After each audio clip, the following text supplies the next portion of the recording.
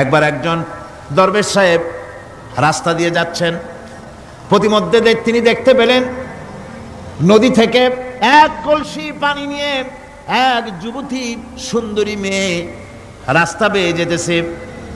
দরবেশ সাহেব দাঁড়ায় গেলেন আর ওই যুবতীর দিকে এক নজরে তাকায় আছেন, চোখে পলক দেয় না। এরপরে যুবতী থমকে দাঁড়ায় গেল। আধা বুড়া মানুষ, দাড়ি অর্ধেক পাইকে গেছে, দেখতে দেখায় খুব বুজুর্গ মানুষ, কিন্তু রাস্তায় আমার একা পাইয়া এমনি করে তাকিয়ে আছে আর চোখ দিয়েও তো পানি পড়ে। ব্যাপারটা কি? দরবেশ কাঁদে কেন? প্রতিমধ্যে আমাকে একা পেয়ে দরবেশ কাঁদে কেন, তাকিয়ে আছে কেন? মহিলার চিন্তা জাগলো। শেখ সাদি রহমতুল্লাহ আলাইহি ঘটনা লিখেছেন, বাংলা কবিতার অনুবাদ করেছেন। একদা সুখদায়ক প্রমোদা বদন, দর্শন করি মম ঝরিল নয়ন। হেসে কহে সেরূপসী সবিস্ময় মন, কহ দেখি মহাশয় কহ কি কারণ। বিষয় বিরাগী তুমি ভুবনে প্রচার, কি হেতু জন্মিল তব মানস বিকার। যুবতী মেয়েটি বলছে, ওগো দরবেশ সাহেব, হুজুর সাহেব, আমি একটা যুবতী মেয়ে লোক, রাস্তায় আমাকে একা পেয়ে আপনি আমার দিকে তাকায় আছেন আর কাঁদতেছেন।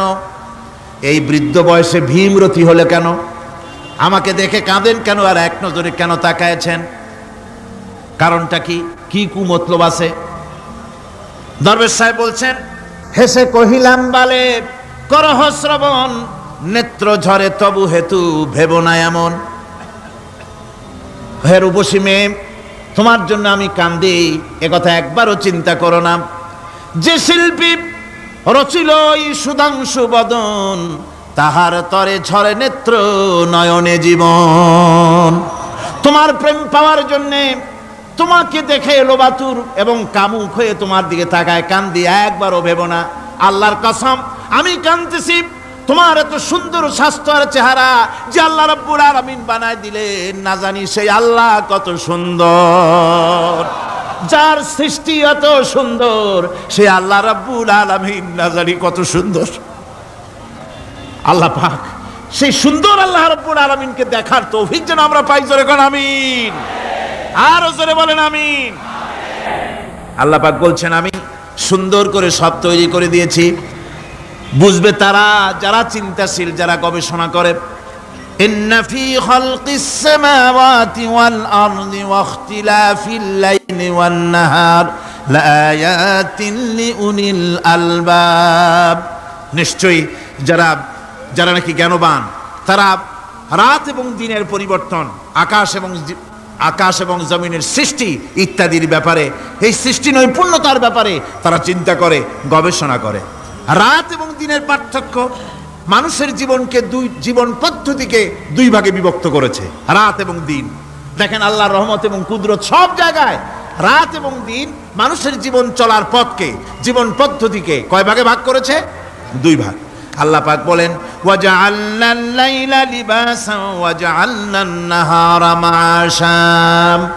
আমি রাতকে করেছি শান্তির বাহন, রাতকে করেছি আচ্ছাদন, শান্তির বাহন, আর দিনকে করেছি রোজগার করার জন্য। দিনের বেলায় রোজগার করবে, কামাই রুজি করবে, কল কারখানায় যাবে, খেতে খামারে যাবে, অফিস আদালতে যাবে, কাজ কাম করবে। এ কাজ করে করে শরীরের ভিতরে ক্লান্তি আসে, অবসাদ এসে যায়। আল্লাহ রাব্বুল আলামিন বলেন, আমি আবার রাত বানালাম। ওই রাতের বেলায় মানুষ যখন ঘুমায় যায়, এই ঘুম তার সমস্ত অবসাদ আর ক্লান্তি দূর করে দিয়ে সকাল বেলায় আবার তাজা মানুষ করে সমস্ত একেবারে পরিপূর্ণ কর্মক্ষম একজন মানুষে তাকে পরিণত করে দেয়। রাতটাকে আচ্ছাদন করে দিয়েছি, দিনের কোলাহল মুক্ত রাত। সূর্যের আলোর ঝলকানি, তীব্র আলো নাই, চিৎকার নাই, আওয়াজ নাই। রাতের একটি অন্ধকার চাদর পরিয়ে দিলাম এই পৃথিবীর উপরে। রাতের একটি অন্ধকার চাদর পৃথিবীর উপরে পরিয়ে দিলাম। কোলাহল মুক্ত পৃথিবী। এখন সূর্যের তীব্র আলো আর নাই। এখন আরামে তুমি ঘুমিয়ে যাও, ঘুমাও, আবার সকালবেলা উঠে তুমি কাজ করবে। আল্লাহ পাক বলেন, আমি এভাবে ওয়ামির রাহমাতিহি জাআলা লাকুমুল লাইলা ওয়ান নাহারা লিতাসকুনু ফীহি ওয়া লিতাবতাগু মিন ফাদলিহি। আল্লাহর রহমতের ভিতরে এটাও রহমত, আল্লাহর করুণা, আল্লাহর দয়া, যে তিনি দিনকে করেছেন রুজি কামার জন্য, রাতকে করেছেন তিনি তোমাদের জন্য ঘুমাবার জন্য, বিশ্রামের জন্য। এই ব্যবস্থা আল্লাহ রাব্বুল আলামিন করেছেন, যিনি তোমাদেরকে দুপুর বেলায় বিকেল বেলায়ও তোমাদেরকে অবসাদ গ্রহণের জন্য, আরামের জন্য দুপুর এবং বিকাল, সকাল ইত্যাদি তৈরি করেছেন। কোরআন শরীফের ভিতরে আল্লাহ পাক এই সমস্ত কথাগুলি ব্যাখ্যা সহকারে বলে দিচ্ছেন যে আমার রহমত ওয়াসিআত রাহমাতি কুল্লে সেই, সমস্ত জিনিসের চতুর্দিকে তুমি যেখানে আছো তার চতুর্দিক আকাশ এবং জমিন আমার রহমত তোমাকে ঘিরে রেখেছে। এ কোরআন নাজিল করেছেন সেই আল্লাহ, সেই রহমান, যার দয়া সর্বত্র ছড়িয়ে আছে। আল্লাহ পাক বলছেন এরপরে তোমাকে সৃষ্টি করলাম, জমিন সৃষ্টি করলাম খাবারের জন্য। আমার রহমতের বিষয়টা দেখো, আমি এমন দয়াবান, এমন মেহেরবান।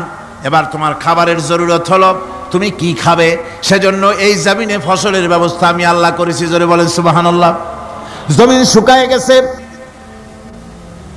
বৈশাখ মাসের জ্যৈষ্ঠ মাসের প্রচন্ড রৌদ্রের তাপে জমিন শুকায় গেছে। এই জমিনে তুমি ফসল ফলাবে কি করে, যদি না পানি দিয়ে জমিনটারে ভিজায় দেই। আল্লাহ বলেন জমিন ভিজাবার দায়িত্ব আমি নিলাম। আল্লাহুল্লাযী আরসালার রিয়াহা ফাতুসিরু সাহাবা।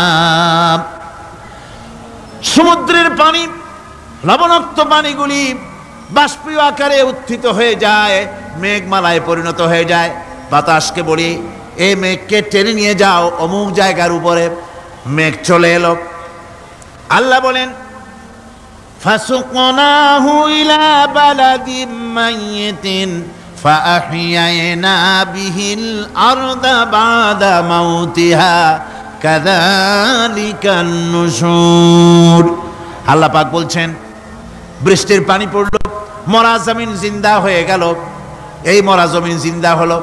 এরপরে তুমি বীজ বপন করলে, ধান বপন করলে, গম বপন করলে, মাটির খাসলাত হলো সব পচায় দেওয়া।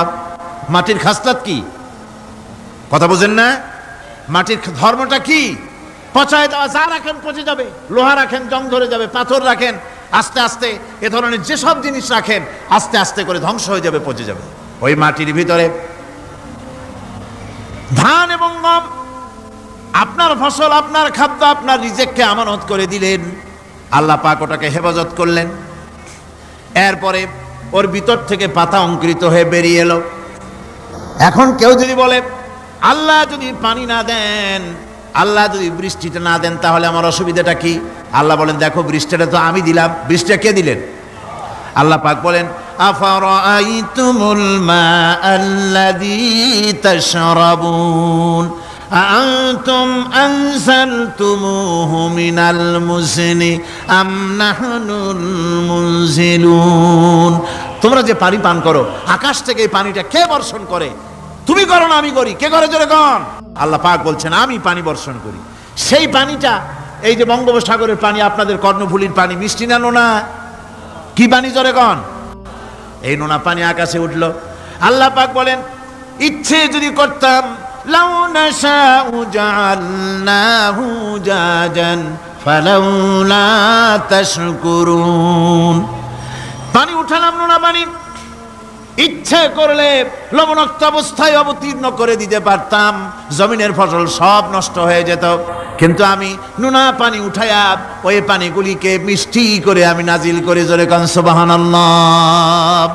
আল্লাহ পাক বলেন গাছ উদ্গত করে দিলাম, গাছ এবার বড় হলো। এই গাছ আল্লাহ রাব্বুল আলামিন এই গাছ তৈরি করলেন।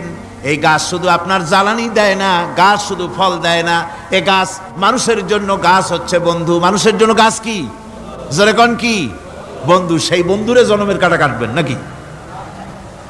এই গাছ তৈরি হচ্ছে। গাছ বন্ধু কি করে? গাছ বন্ধু হচ্ছে আমরা যে শ্বাস প্রশ্বাস নেই, মুখের থেকে নাকের থেকে যে শ্বাসটা ফেলি, সেটা হচ্ছে আমরা গ্রহণ করি বাতাস থেকে অক্সিজেন, ছেড়ে দেয় কার্বন ডাই অক্সাইড। এটা হচ্ছে বিষ। এটা কি? আমরা নিলাম পরিশুদ্ধ অক্সিজেন, নিলাম, ছেড়ে দিলাম এটাকে বিষ করে, এই বিষটা ছড়িয়ে গেল। এখন এই বিষ যদি আল্লাহ পরিশুদ্ধ করার কোনো ফ্যাক্টরি না বানাতেন,